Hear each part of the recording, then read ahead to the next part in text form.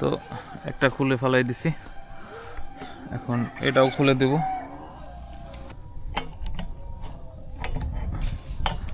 এটার লোডের কাজ করা আছে, তামা দেওয়া আছে D16,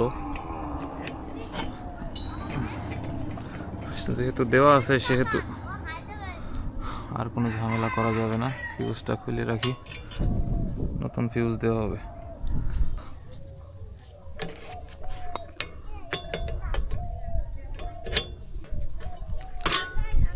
ব্যাস,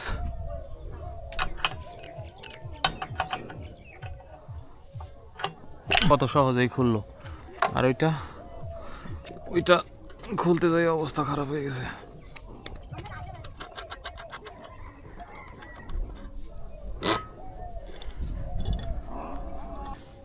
তো এটাও ধরাস।